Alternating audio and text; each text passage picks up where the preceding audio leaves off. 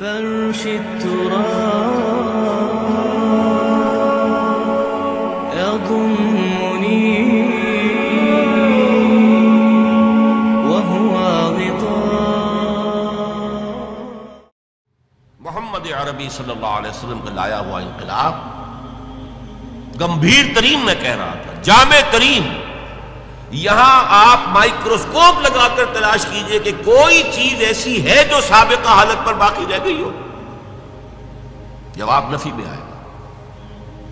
عقائد بدل گئے، نظریات بدل گئے، انفرادی شخصیتیں بدل گئی، اخلاق بدل گئے، شب و روز کے انداز بدل گئے، صبح و شام کا انداز بدل گیا، نشست و برخاست کے انداز بدل گئے، پھر سماجی نظام بدل گیا، سیاسی نظام بدل گیا، معاشی نظام بدل گیا.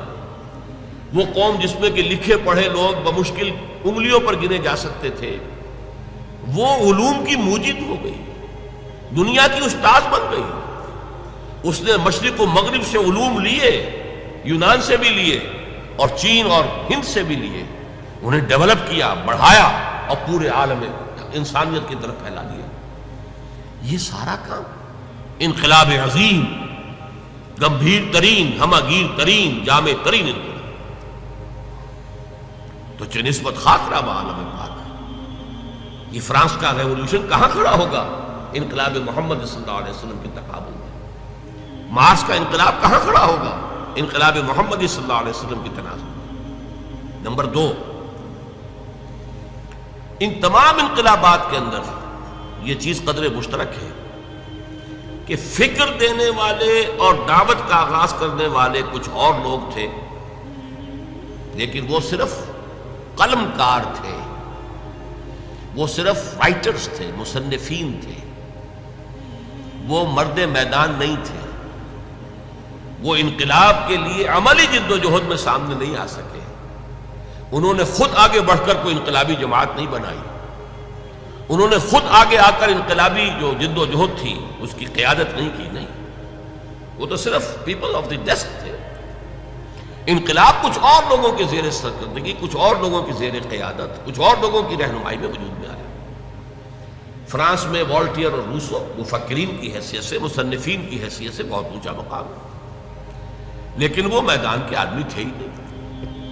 یہی وجہ ہے کہ انقلاب فرانس جو ہے وہ بہت بلڈی ریولوشن کہلاتا ہے، اس لیے کہ قیادت کوئی تھی نہیں.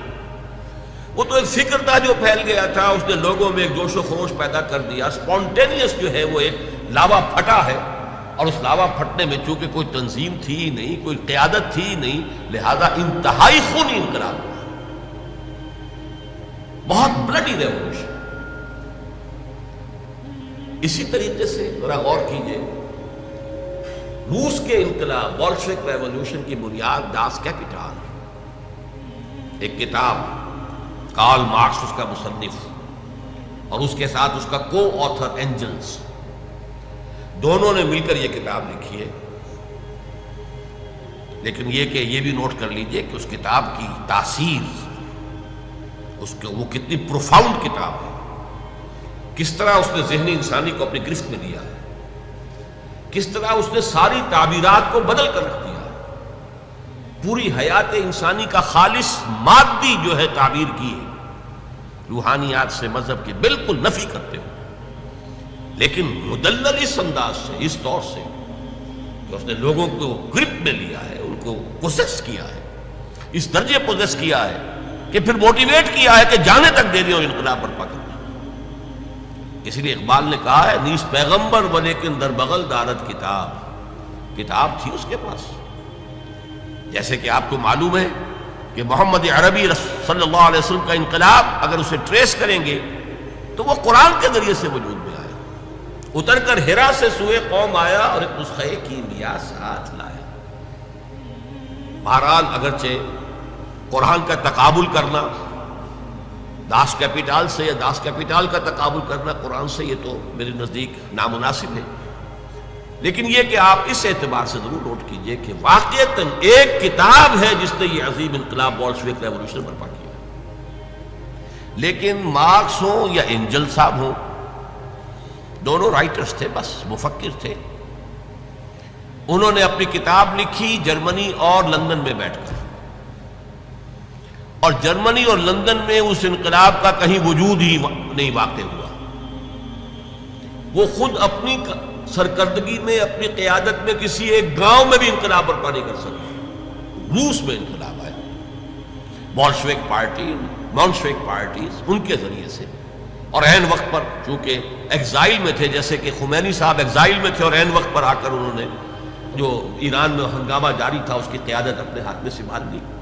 اسی طرح عین وقت پر لینن آیا ہے اور اس نے آ کر قبضہ کیا ہے، ہائی جیک کیا ہے قیادت کو اور انقلاب برپا کر دیا. اس تناظر میں دیکھیے محمد عربی صلی اللہ علیہ وسلم ایک فرد واحد کی حیثیت سے اپنی دعوت کا آغاز کرتے ہیں. وہی فکر دینے والے، وہی دعوت دینے والے، وہی ہیں جو اسٹریٹ پریچنگ کر رہے ہیں، مکے کی گلیوں میں گھوم رہے ہیں. یا ایھا الناس قولوا لا الہ الا اللہ تفلحون. اسٹریٹ پریچنگ گلیوں میں، جیسے حضرت عیسیٰ علیہ السلام اسٹریٹ پریچنگ کرتے تھے. وہی ہیں جو کبھی اپنے رشتہ داروں کو جمع کر رہے ہیں اور ان کے سامنے دعوت پیش کر رہے ہیں کھانا کھلا کر. کبھی کوہ صفا پر کھڑے ہو گئے ہیں، بلند آواز سے آپ نے کہا وا صباحا اور لوگوں کو جمع کیا اور اپنی دعوت پیش کی ہے. وہی شخص کہ جو فرد واحد کی حیثیت سے، ایک داعی کی حیثیت سے سامنے آیا، کل 22 برس میں اس نے پورے انقلاب کی تکمیل کر دی اور ہر مرحلے پر اس کی قیادت خود فرمائی. وہی اسٹریٹ پریچر، غزوہ بدر میں وہی کمانڈر ہے، غزوہ احد میں وہی سپہ سالار ہے، وہی اسٹریٹ پریچر. یہ جیسا کہ ڈاکٹر مائیکل ہارٹ کا میں نے حوالہ دیا، یہ نقشہ دنیا نے کبھی دیکھا ہی نہیں، کوئی اس کی نظیر ہے ہی نہیں، کوئی مثال ہے ہی نہیں. اسٹریٹ پریچرز ہی رہ جاتے ہیں. مربی اور مزکی بس ان کا اپنا ایک دائرہ ہوتا ہے. کچھ لوگوں کا تزکیہ نفس کر دیا، جو ان کے پاس چل کر آئے، وہ بھی وہ آتے ہیں جو ان کی خانقاہ میں خود طالب بن کر آئے، وہ ان کا کوئی تزکیہ کر دیں گے، کچھ اصلاح ہو جائے گی. یہ عمل ایک فرد واحد وہی فکر دے رہا ہے، وہی دعوت دے رہا ہے.